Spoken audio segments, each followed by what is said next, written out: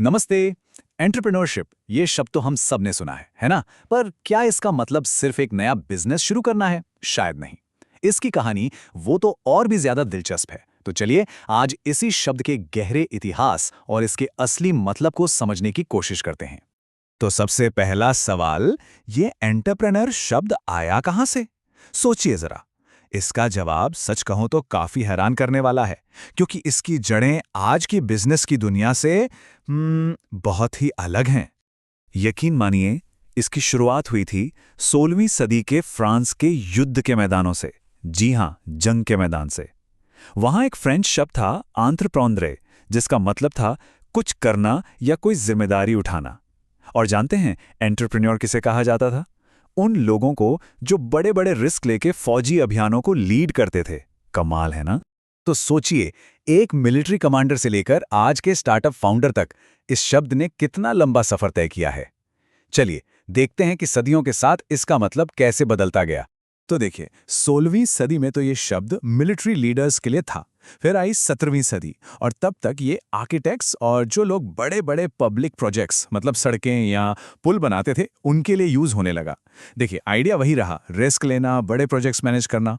और फिर 18वीं सदी में इस शब्द ने इकोनॉमिक्स की दुनिया में एंट्री मारी। और यहाँ एंट्री होती है एक फ्रेंच इकोनॉमिस्ट रिचर्ड कैंटिलॉन की। वो पहले इंसान थे जिन्होंने इस शब्द को बिजनेस से जोड़ा। उन्होंने कहा एंटरप्रेन्योर वो है जो रिस्क पर अलग अलग चीजें खरीदता है, उन्हें मिलाकर कुछ नया बनाता है और फिर उसे मार्केट में बेचता है। कह सकते हैं कि यहीं से इस शब्द का मॉडर्न सफर सही मायनों में शुरू हुआ। तो ये तो थी इतिहास की बात। अब आते हैं मॉडर्न जमाने में, जहां कई बड़े बड़े थिंकर्स ने एंटरप्रेन्योरशिप को डिफाइन करने की कोशिश की है और इनकी डेफिनेशन से हमें इसकी असली आत्मा को समझने में काफी मदद मिलती है।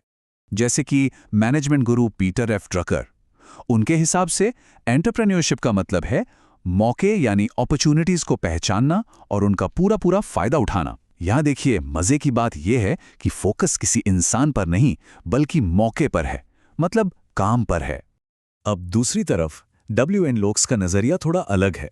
वो कहते हैं कि ये तो कई चीजों का मिक्सचर है, जैसे रिस्क लेने की हिम्मत, पैसे और इज्जत कमाने की चाह, और साथ ही आजादी और कुछ नया करने की अंदर की एक आग।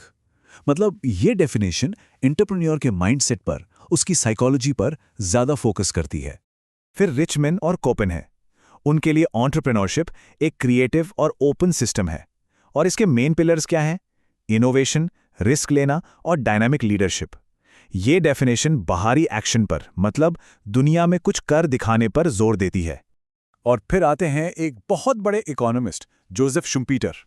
उनकी बात तो बहुत गहरी है। वो कहते हैं कि एंटरप्रेन्योरशिप एक ट्रांसफॉर्मेटिव काम है, मतलब कुछ बदल देने वाला काम। ये सिर्फ बिजनेस का मालिक होना नहीं है, नहीं, ये एक लीडरशिप रोल है जो पूरी की पूरी इंडस्ट्री में भूचाल ला सकता है, एक बड़ा बदलाव ला सकता है।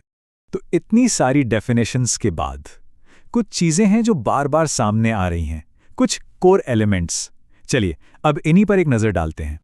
तो अगर सब कुछ को मिला के एक लाइन में कहें तो एंटरप्रेन्योरशिप क्या है? ये बिजनेस में आने वाले अनगिनत रिस्क्स और अनिश्चितताओं या मतलब अनसर्टेनिटीज का सामना करने की काबिलियत है। यही इसका सबसे बड़ा, सबसे फंडामेंटल चैलेंज है। और ये काबिलियत आती है कुछ खासियतों से, जैसे रिस्क उठाने की हिम्मत होना, कुछ नया, कुछ इनोवेटिव करने का जुनून, एक डायनामिक लीडरशिप, मजबूत इच्छा शक्ति जिसे हम विल पावर कहते हैं, क्रिएटिव सोच, और हाँ, चीजों को कंट्रोल और डायरेक्ट करने की एबिलिटी। जब ये सब मिलता है तब एक एंटरप्रेन्योर बनता है। पर रुकिए, कहानी अभी खत्म नहीं हुई है, क्योंकि एंटरप्रेन्योरशिप कोई ऐसी चीज नहीं है जो एक बार लिख दी गई और बस खत्म। नहीं, ये तो एक ऐसा आइडिया है जो समय के साथ लगातार बदलता रहता है, इवॉल्व होता रहता है। मतलब जैसे जैसे दुनिया की इकोनॉमी बदलती है वैसे वैसे एंटरप्रेन्योरशिप का मतलब भी बदल जाता है। जो कल के जमाने का एंटरप्रेन्योर था, हो सकता है वो आज की डेफिनेशन में फिट ही ना बैठे। ये हमेशा बदलता रहता है। और ये सारी बात हमें एक बहुत ही मजेदार सवाल पर लाकर छोड़ देती है कि भविष्य का एंटरप्रेन्योर कैसा होगा? वो किस तरह के नए रिस्क लेगा? कौन से नए मौके तलाशेगा? इसका जवाब तो खैर आने वाला वक्त ही बताएगा।